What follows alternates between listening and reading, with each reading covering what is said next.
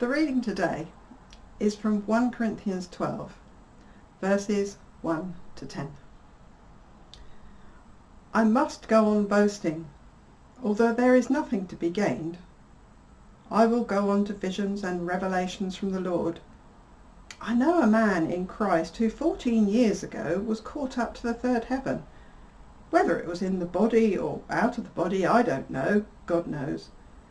And I know that this man, whether in the body or apart from the body, I do not know, but God knows, was caught up to paradise and heard inexpressible things, things that no one is permitted to tell. I will boast about a man like that, but I will not boast about myself except about my weaknesses. Even if I should choose to boast, I would not be a fool, because I would be speaking the truth. But I refrain, so no one will think more of me than is warranted by what I do or say, or because of these surpassing great revelations. Therefore, in order to prevent me from becoming conceited, I was given a thorn in my flesh, a messenger from Satan to torment me. 3 times I pleaded with the Lord to take it away from me, but he said to me, "My grace is sufficient for you. My power is made perfect in weakness." Therefore, I will boast all the more gladly about my weaknesses, so that Christ's power may rest on me. That is why, for Christ's sake, I delight in weaknesses, in insults, in hardships, in persecutions and in difficulties. For when I am weak, then I am strong. Some famous words written by the Apostle Paul. You know, sometimes it takes coming to the very end of our resources and self-reliance for us to realize our deepest need, our deep need of God. I gave my life to Jesus as a teenager, and I was baptized, and I grew in my faith. I would have said I was well grounded and well taught by my Bible school teachers and youth group leaders. I went off to university, and gradually my faith was eroded away, and I sort of put God on the shelf. I put him at the back of a cupboard. I decided I didn't need him or the faith that he represented in my life. Frankly, to my 18-year-old self, life seemed more fun without him.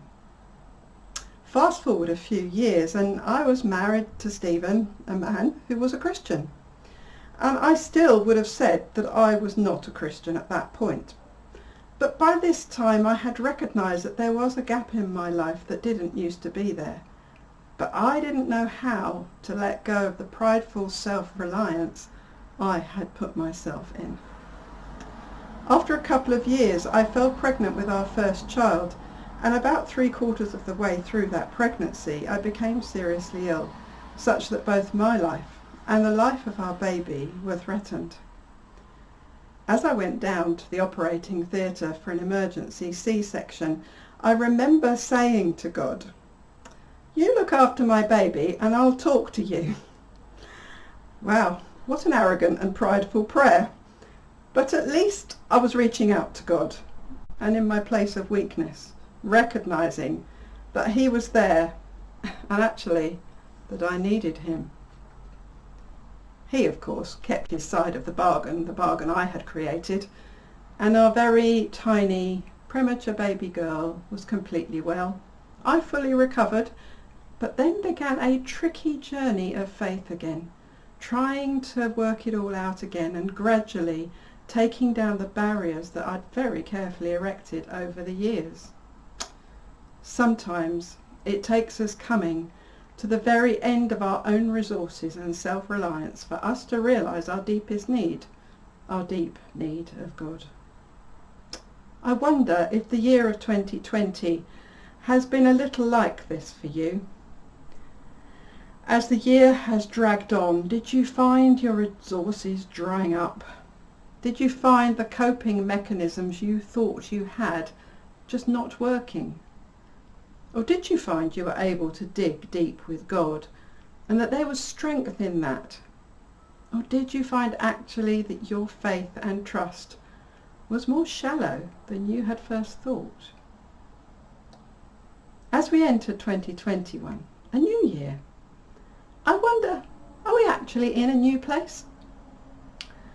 In terms of our circumstances in regard to COVID and other life events you are experiencing, I suspect not.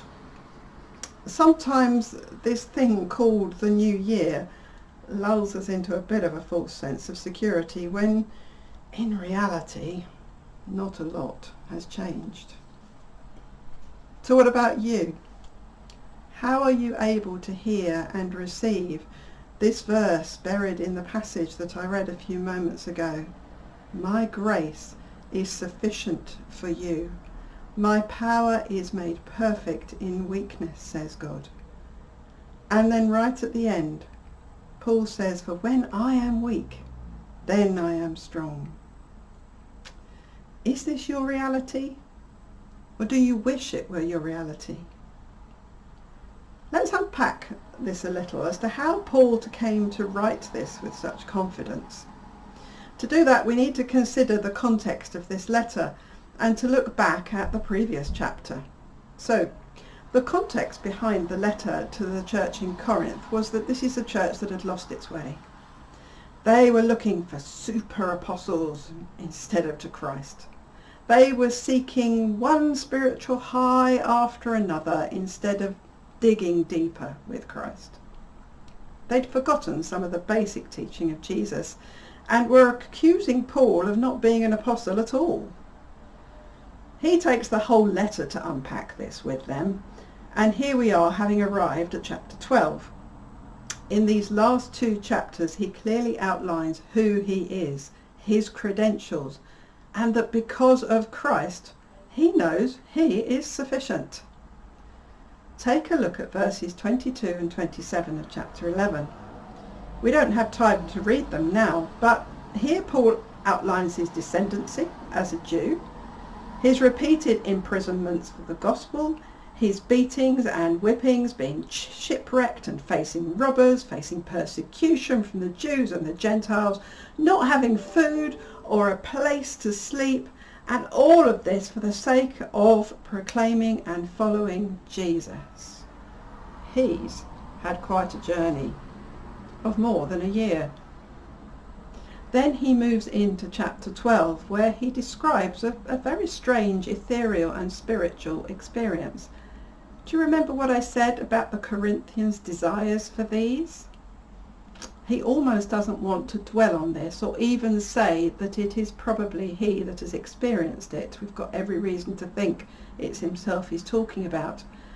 But rather he moves on to the description of his thorn in the flesh. No one knows what this thorn was, and there has been much speculation. But Paul writes that in his view this thorn was there to stop him becoming conceited, he says in verse 7. And that's probably far more important than what it was. Describing it as a thorn in English is perhaps underplaying the original language, which more means a spike or a stake. This there is something that's seriously painful, not just a little prick of a rose bush on your hand. God never takes it away for Paul. He lives with it. And it is out of that he writes that God says to him, my grace is sufficient for you. My peace is made perfect. My power, rather, is made perfect in weakness. What an amazing place to be. To have experienced all that he has been through and continues to go through, and yet say with absolute confidence that God's grace is sufficient. In fact, this grace shines out through the very weaknesses that are in Paul.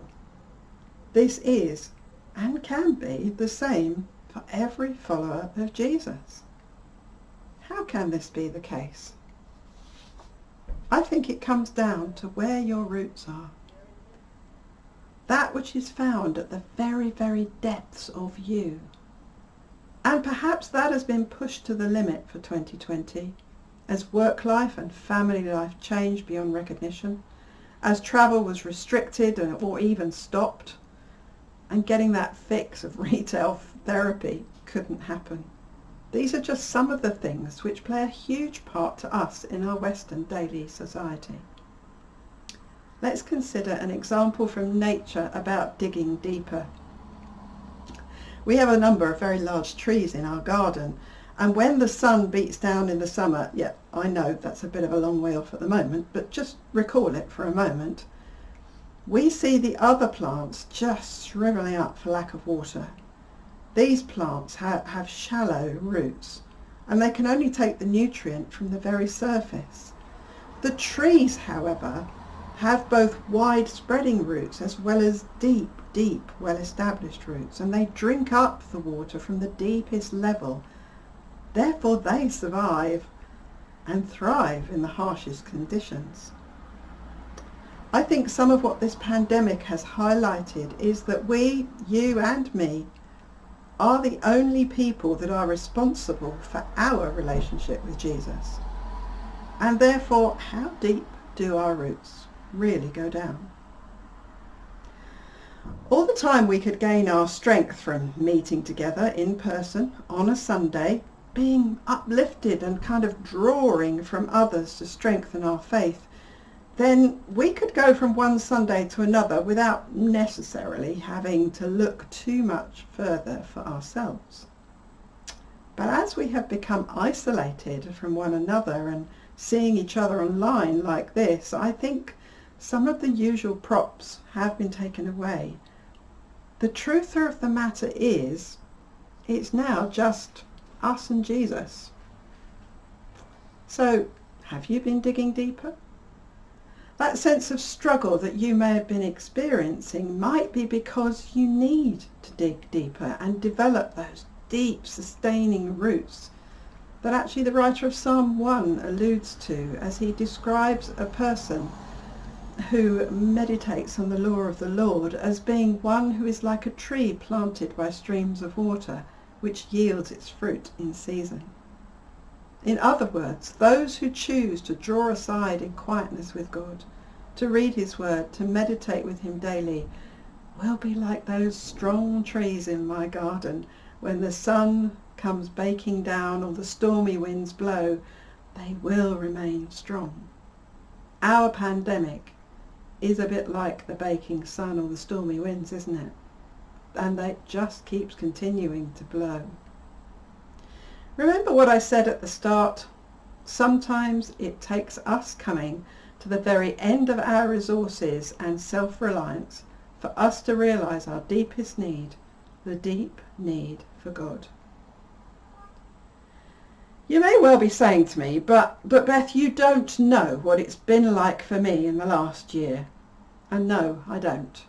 And not for one moment do I belittle anyone's circumstances. Only you know what you have experienced or are still experiencing. But I do know that someone who reaches to us in our deepest weakness, someone who does know what it's been like for you. For as the writer of the Hebrews says about Jesus, we have one who feels sympathy for our every weakness. That is Jesus. Jesus became weak and humble for us. We've just celebrated him coming to earth from heaven in the most humble way possible, born as a baby, a place of absolute dependency and weakness. And then, of course, he died on the cross, the most painful and vulnerable death imaginable. However, that very pain brought about the ultimate strength, the power over death itself, as he, Jesus, rose from the dead. When the writer of Hebrews tells us that Jesus knows our very weakness, actually Jesus has experienced our every weakness, as he was fully human, while still being fully divine. We may struggle to say with Paul, for when I am weak, then I am strong, for we would rather be in control, to have no difficult circumstances or pain in our lives. Isn't that what we would prefer? However, as followers of Jesus, actually we have one in whom we are held, who brings us the ultimate strength and the ultimate depth as he allows us to tap in to the very deep, abundant and eternal resources of the grace of God. Being a follower of Jesus turns weaknesses into strength when we least imagine it. God's sufficient grace comes not in spite of our thorn, our pain or our weakness, but because of that weakness. If we had not travelled that journey or that pathway, we would never have experienced God's power in that unique way. That is certainly true for me with the circumstances of our daughter's birth, which I described at the beginning. If I had not travelled that journey and allowed God into it, I would not know the abundant grace of God through Jesus, which I know today. It is nearly always through crisis, through failure, or through the experience of weakness that we know God best, when we actually choose to let him in on those circumstances and dig deep with him. Going back to our passage, Paul had a multitude of reasons to say that life was not fair, that he had been mistreated, and I am sure in his quiet down moments with God, because I'm sure he had them, he did cry out to God in the pains and the scars that he carried. But the underpinning truth for him was that God said to him, "My grace is sufficient for you. My power is made perfect in weakness." Despite everything, and perhaps because of everything, he chose to live out this truth daily. To conclude then, as we move into 2021, with hope on the horizon that the vaccine will change things, why not choose this year, regardless of whether anything changes, to dig deeper with God and know with Paul that God's power is made perfect in our weakness. For God says over you, "My grace is sufficient for you. My power is made perfect in weakness." And then, when I am weak, then I am strong, is what we will be able to say. You know, there's no lockdown on grace. Thank you for listening and sharing with me today. God bless you.